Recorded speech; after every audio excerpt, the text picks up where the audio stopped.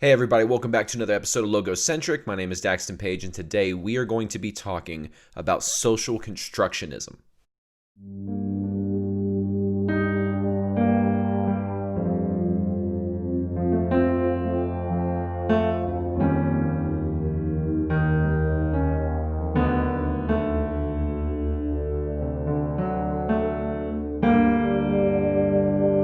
So I hope everybody's been doing well. Today I wanted to talk about social constructionism for a couple of reasons. There's only a particular couple avenues that I want to go through in regards to this philosophy and this ideology, because I believe it's been having some pernicious effects on specifically the youngest generation that's coming up into this new world where people are forcing ideologies down our throat.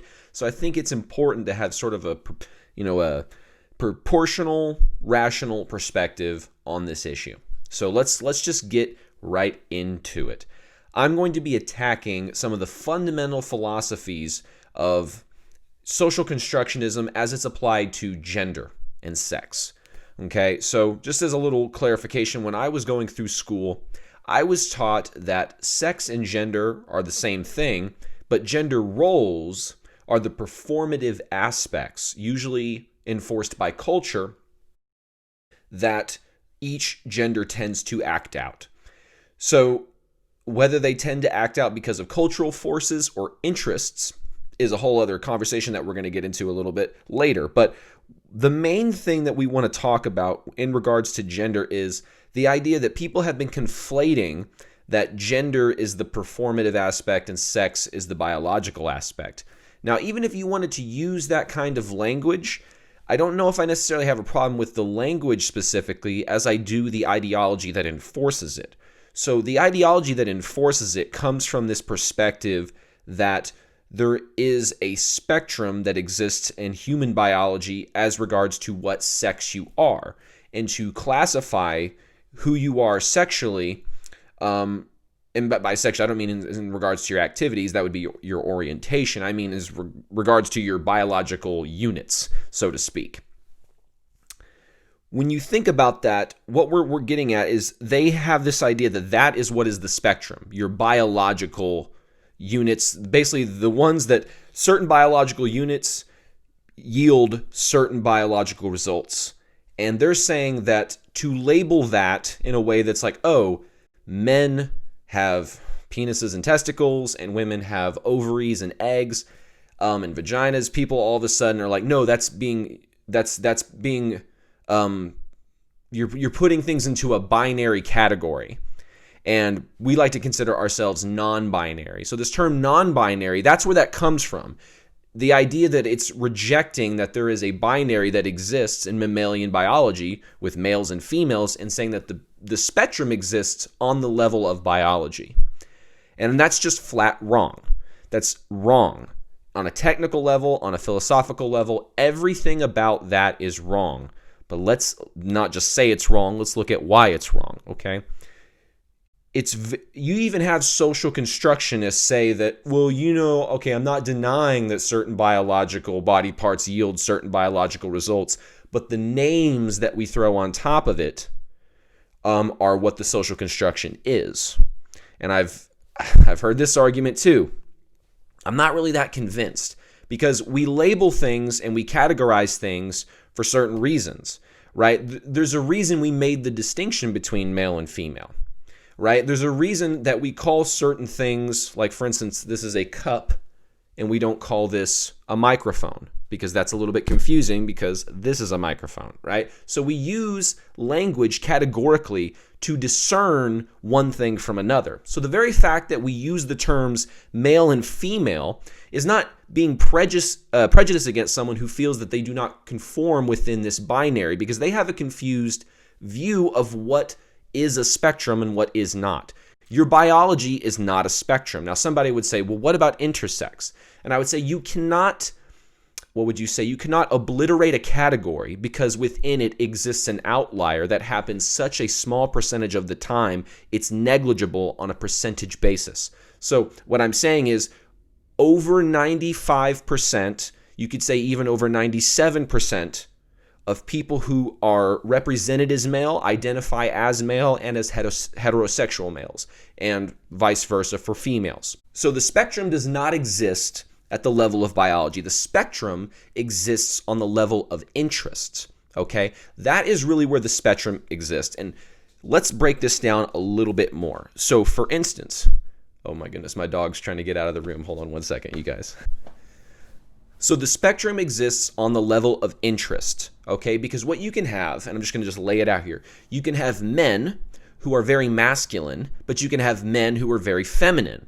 And what determines their femininity or masculinity mostly comes down to roles, right? So what they're saying when they're saying gender is performative, they're trying to say that, well, if I'm a male and I act out being a female, I therefore am a female. And that's wrong. You're just a male who happens to have more feminine gender roles or traits, you could even say. You have certain feminine proclivities, but that doesn't nullify the biology on top of the interests, that doesn't nullify the biology on which your interests vary, okay? So the main point I'm trying to get here is we would eliminate so many problems, especially the ones that come with like bullying and things like that. Because if you think about it, I'm 25, so I grew up within a certain time period. I remember when I was growing up, it was really popular to call people gay, and like, oh, that's gay, and blah, blah, blah, blah, blah. And I actually know a lot of gay people, so I grew up really fast in that sense and learning you shouldn't call people, well, now, it's funny enough, some of my gay friends still call things gay. And I don't really know what to do about that, but we've stopped saying the words faggot altogether. We just it's just kind of one of those words that just sort of went out of style very quickly for me because there seemed to be no comedic value anymore in hearing that word. Because like when you hear it and you're not around gay people and you don't understand the context around that word, it has a different view and a meaning about it. But once you see the impact that it's had on people who are gay, you just don't want to say that word, right? It's like, yeah, you don't want to do that. But for instance, I have gay friends that still call things gay, and I'm like, wait a minute. Anyway, total, tangent there. But getting back to it, you would eliminate so many problems when it comes to bullying because you would have somebody who is who is a male who acts out feminine traits, and people would just understand it's not that he's gay and likes men. It's just that he's a dude who likes more feminine stuff. Right? If you want to think of it more from a psychological perspective, you could say that, men by and large are interested in things, women by and large are interested in people. And so if you have a man who's more interested in people, that's just a man who is exerting more traditionally feminine traits, right? And that doesn't nullify being a man. And it also makes no comment on your sexual orientation. For instance, you can have a man who is very feminine but heterosexual. You can have a man that's very feminine and gay, right? It's there's where the spectrum exists. It exists on the level of interest, okay? It doesn't exist on the level of biology. And so if we stop, because really think about how harmful that sort of ideology and that framework is. The insults went from, haha, dude, you like more feminine things, you're probably gay, to, oh, you like feminine things, you're a woman. You're in the wrong body. It went from, you're just a dude that likes other dudes because you like more feminine things, which that's a painful insult, especially when you're younger, but you can kind of handle that a little bit more than, oh, dude, you're playing with dolls. You're literally in the wrong body. Your brain is in the wrong body, and you need to have surgery to change yourself and to make that what we are categorizing you as, which is very stereotypical. We're categorizing you as a woman because you're acting out feminine traits. We're not thinking in the terms of, oh, you're a man that just happens to like more feminine things. We're thinking of, no, you're literally a woman. That's not very good for the psychology of young people. And I have students who I hear acting this out, and I hate that this is a consistency that I notice. But most of the students who I have that speak like this and talk in this, I'm non-binary, I'm trans, they use this terminology, almost all of them are in therapy. And they're not doing great, right? Now, they're good people. That's not a comment on who they are as people. That's a comment on how they're doing mentally and where they're at in their life and how they feel they are doing. They don't feel like they're doing great. And can you imagine the added confusion if you're already in a mentally tumultuous state, someone's also telling you that you're in the wrong body, and then they're so convinced that they're good people for telling you that, and that they're obliterating gender norms and destroying the patriarchy and making true diversity really blossom. That's what they think in their minds, but really it's distorting and dementing young people's perspectives about who they are and who they actually are. So if you're a man who likes more feminine things, or you're a female who likes more masculine things, that's making no comment on who you are as a person. That's where the spectrum exists, and that's where the respect for a spectrum should exist. We should have a very strict respect for people along this spectrum of interest, but we're not going to tolerate people saying that, okay, well, we're going to nullify biology and say that the categories of man and woman are obsolete, and we're going to invent new categories in between that are completely arbitrary and have no rooting in scientific fact. Okay, and so this is when people say, well, you're being a biological essentialist. It's like, maybe so under your definition, but all I'm suggesting is there is an objective reality that exists. We use language to categorize for a reason, and to try and distort these categorizations based on arbitrary measures that have no grounding in fact. It's purely an ideological presupposition that's being pushed. And I'm not going to just say, oh, yeah, I'm going to distort reality so that we can make people feel better. I'm sorry. Because you're not making people feel better with the ideology that you think is actually helping people. You think you're helping people, but you're actually driving them into neurotic psychosis. You are literally driving people into questioning the reality in which they inhabit. They are questioning, oh my gosh, I am literally a man in a woman's body. I'm literally a woman in a man's body. We need this, that whole type of thinking is not helpful, because there's research, and I've talked about this in previous podcasts. There's research that shows that the suicide rate does not change from pre-operation to post-operation. It's the same. So that means the operation of transitioning has no positive effect that we can demonstrate in studies. So what are we doing? What are we doing pushing people into thinking like this? This whole social constructionist thing seems like a way to try and seem deep and intelligent in lack of knowledge about anything really important. This is like when, forgive me if you're a super hardcore religious person, but if you're a hardcore religious person and you're like, man, isn't it, wow, this stuff about science is so great. And they're like, yeah, because God did all that science. God created all that shit. And you're like, oh my God. Like, can we please not interject that where we're not studying that. We're studying science. We're studying like the planets and all this stuff. And then someone's trying to interject their ideology when we're trying to just be objective about how reality exists, not how we wish it was. But then this is the exact same thing. We have biology existing as it is. And then you have people going, well, actually, that's not true. All that's actually disproven by my magical, trans ideology that supersedes any kind of objective empiricism that we can measure. It's like, what? No, we're not going to just nullify objective categories because of how you feel about them. And there's even people who I really agree with, like Eric Weinstein, who think that the binary categorization is a harmful thing. Now, I'm not saying that we couldn't make a slight linguistic cultural shift for people who are in fact intersex, not people who claim to be intersex, people who are in fact intersex, right? Because there's a social contagion that's been going around where people have been identifying with these ideologies when that's not how they actually feel. It's a social proofing kind of thing. They see, well, my friend did it and this friend did it. Maybe I'm doing it. I don't even know. This is this new thing that we're discovering. It's like, you're not discovering anything. It's a new thing because it's ideology that's being gerrymandered into curriculums in colleges first and foremost, but then it's starting to trickle down into lower education. Right? So like primary education and kindergarten and all that kind of stuff. It's like, do we really want to start teaching kids that from a very young age, there's like language doesn't really get us anywhere? Because really, if we think about this, social constructionism is fundamentally an act of deconstructionism. It's using language in a way to obfuscate the meaning of the actual categories. right? That's all this is.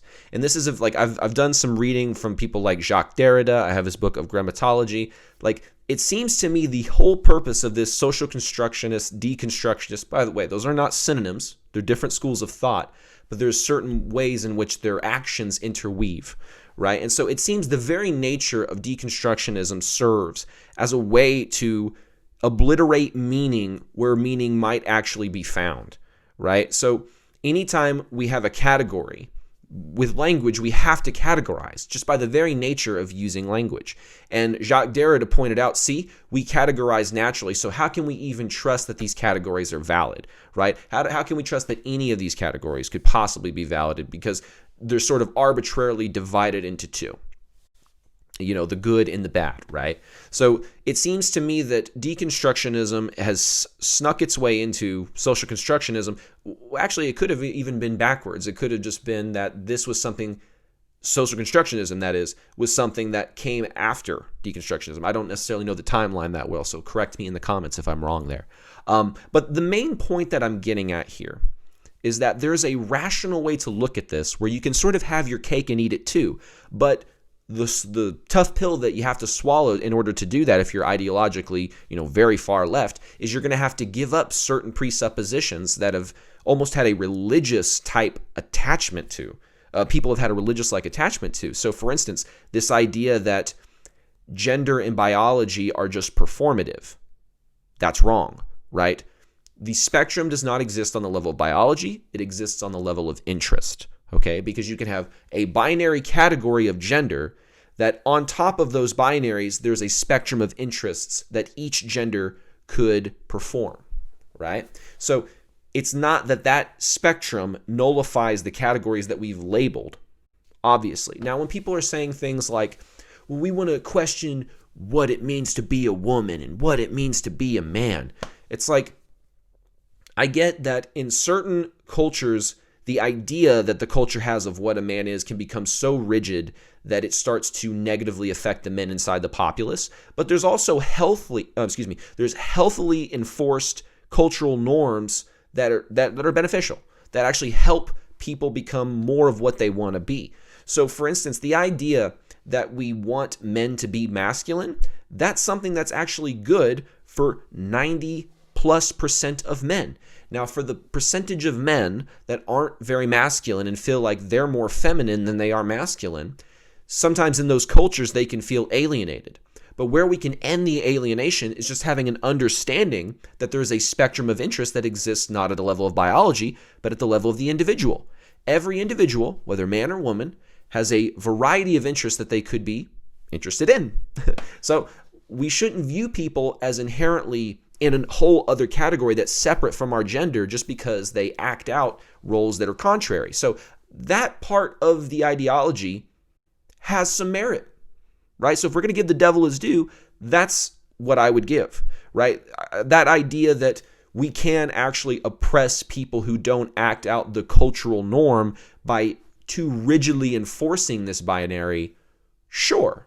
But we could also harm people just as effectively by obliterating the categories. So you have to have balance, right? This is like the whole purpose, I feel like, of Carl Jung's work is really establishing the necessity of opposites. And when you understand how paradoxical things can be and how the truth is most likely found in the most paradoxical of answers, not because the answer itself makes no sense and is paradoxical, but there's a little bit of truth from each side that we need to take into consideration if we want to move forward, okay? So that's pretty much all I wanted to talk about today. What do you think? Do you think I'm an asshole? Leave it in the comments if you think I'm totally off base and that, you feel like I'm actually being transphobic. If you actually believe that, please comment. I'd love to know if you think I am. We can get a conversation and a dialogue going in the comments section. If you like this video, hit the like button and the subscribe button. You can hit the notification bell as well to get notified anytime content like this comes out. You can also head over to our locals and ThinkSpot communities where we're having deep conversations just like this. We're probably going to start getting into more and more controversial topics over there. So in the past, we talked about things like free will and determinism and metaphorical substrates and things like that. But we're probably going to start getting into more things like abortion and this kind of trans ideology topic that we talked about today. we're just going to get into more things like that, okay? So if you want to get into those conversations, go ahead and sign up. Those links are in the description. And other than that, I hope you guys just have a great rest of your day or evening whenever you're catching this, and I'll see you on the next episode. Thank you for watching. I'm Logocentric.